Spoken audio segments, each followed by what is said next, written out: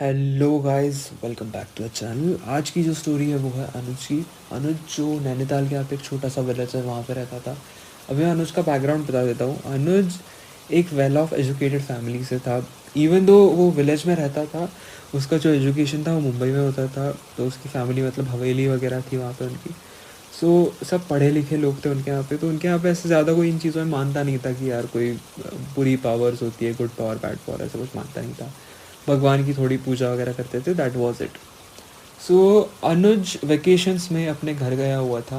And वहाँ पे उसी दौरान उसकी जो एक उनकी डिस्टेंट रिलेटिव थी, उनकी डेथ हो गई।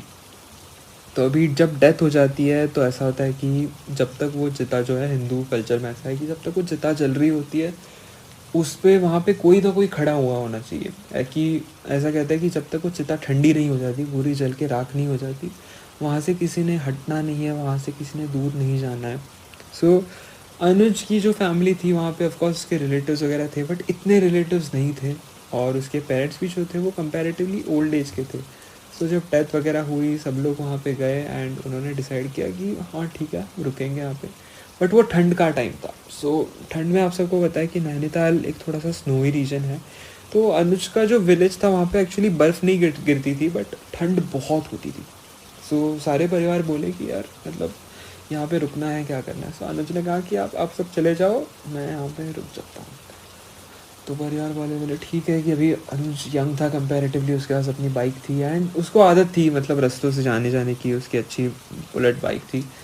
तो अनुज ने कहा ठीक है, मैं रुकता हूँ। उसके बाद वहाँ पे बैठा, फ़ोन चलाया थोड़ी देर। वहाँ पे रेंज तो इतना आता नहीं है, तो फ़ोन पे इंटरनेट तो चला नहीं पाया। ऑफलाइन किए हुए जो वीडियोज़ वगैरह थे वो उसने देखे, थोड़ी देर गेम खेला। बट उसके बाद उसे बोर हो गया। तो उसने कहा कि यार ठीक है, मतलब अभी हो जाएगा, बॉडी है जलती रहेगी। शेड में था तो उसने कहा यार चलो यहाँ से निकल गई। ठंड भी बढ़ गई थी। उसे एक्सपेक्टेड था कि रात के 12 बजे तक वो हो जाएगा, बट वो नहीं हुआ। वो लंबी चलती है। कभी कभी ऐसे होता है कि टेम्परेचर पे भी डिपेंड करता है कि एक बॉडी जो है वो कितने टाइम में चलेगी।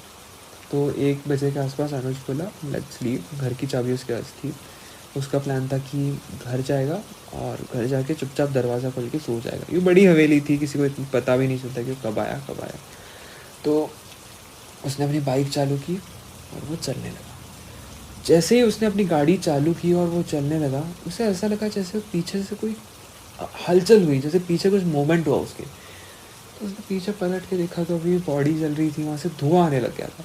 धुआं यूजुअली तब आता है जब कि वो थोड़ा सा ऐसे किसी ने वहाँ पे आग बुझने लगी हो या ऐसा कुछ, तब धुएं का इंटेंसिटी बढ़ जाता है। उसने कहा ठीक है यार, अभी बुझ रही होगी, इतने टाइम से जल रही है, बुझ रही होगी। ऑब्वियसली अकेले ऐसे टाइम पे रहना थोड़ा सा क्रीपी भी होता है। अनुज को डर तो नहीं लग रहा था, बट ऑफकोर्स अकेले जब होता है गलत गलत थाट्स आता है। उसने कहा यार नहीं, यहाँ से निकलते हैं, पता नहीं मतलब क्या है। सुनसान रास्ता था वहाँ पे। यूजुअली छोटा सा गांव था तो इतनी डेथ्स होती नहीं थी। एक भले ही हफ्ते महीने में एक हाथ दूसरी कोई डेथ होती थी। कोई नहीं था, रोड भी बहुत सुनसान एरिया था। वहाँ से वो चलते जा रहा था। बट आज उसकी बाइक उसे ज़रा भारी फील हो रही थी। उसे ऐसा लग रहा था कि नहीं, उसके बाइक पे वो अकेला नहीं है, कोई और भी है। और एक और अजीब चीज़, ठीक है अंधेरा था सब था, बट उसे मिरर में कुछ नहीं दिखाई दे रहा था। Mirror was completely black. जब वो हाईवे पे भी था, पीछे से ट्रक्स वगैरह आते जाते हैं, उसे वो भी नहीं दिख रहे थे। उसने कहा ठीक है यार, अंधेरा है, मे बी मिरर का एंगल थोड़ा ऐसे हो गया होगा कि मुझे दिख नहीं रहा है, ऐसे कुछ होगा, पॉसिबिलिटी है। तो वो चलता गया। जब वो अपने घर के पास पहुंचा तो जब बाइक हम जब लेट डाउन करते हैं, सिंगल स्टैंड पे लगाते हैं, उसे थोड़े साइड में हो जाती है बाइक। तो वो जब ऐसे कर रहा था, एकदम से उसे झटका लगा और इससे ऐसा फील हुआ कि गाड़ी से उतर गया है। उसने कहा यार रात बहुत हो गई है, एक तो वो डिस्टेंस भी कंपैरेटिवली लंबा था। उसने कहा यार नींद की मुझे सख्त ज़रूरत है, अभी घर जाके सो जाता है। कैसे बाइक से उतरा लड़खड़ाते हुए, क्योंकि वो बाइक का उसे झटका लगा था। वो अंदर गया, अंदर उसने दरवाज़ा खोला। अभी उसके घर का लेआउट ऐसे था कि घर के अंदर एंटर करते ही डायरेक्टली लिविंग रूम नहीं था, क्योंकि उसकी एक बड़ी हवेली टाइप थी।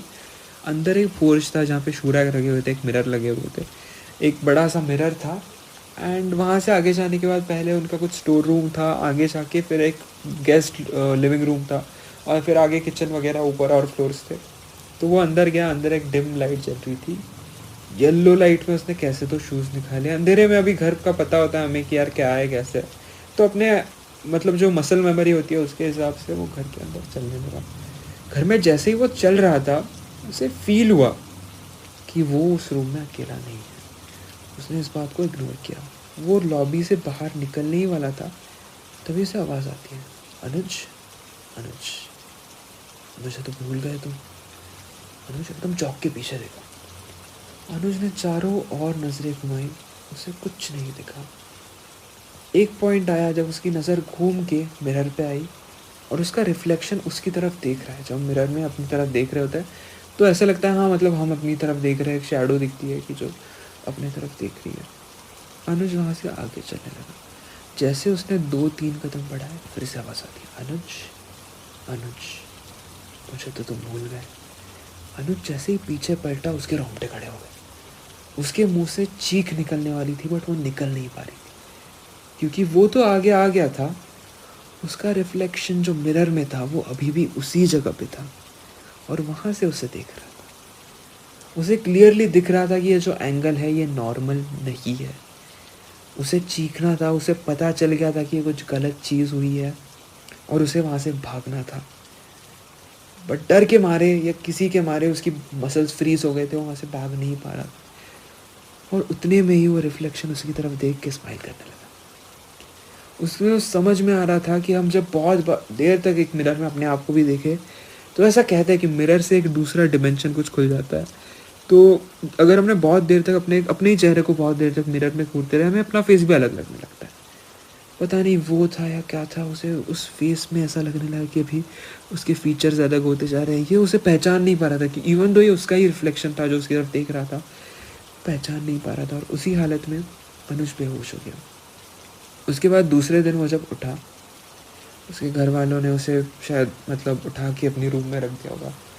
रूम में उठा और उसके बाद उसने घर वालों को बताया कि एक्चुअली क्या क्या हुआ। उसके घर वालों ने उसे बहुत डांटा और ये बात मोस्टली आई गई हो गई। बट उसे एक चीज़ है कि वो अभी मतलब उसके लॉबी वाला जो मिरर है वहाँ पे देखने से बहुत डरता है। आज भी अभी उस बात को तकरीबन 4 से 5 साल हो गए, बट अभी भी he is scared of that mirror.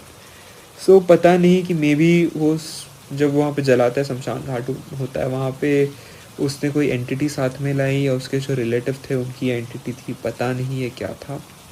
But कोई चीज़ थी जो उसके साथ वहाँ से आई और उसे पता नहीं है कि क्या वो चीज़ अभी भी उसके साथ है या उस मिरर में है। बट वो उस मिरर में देखने से आज भी डरता है।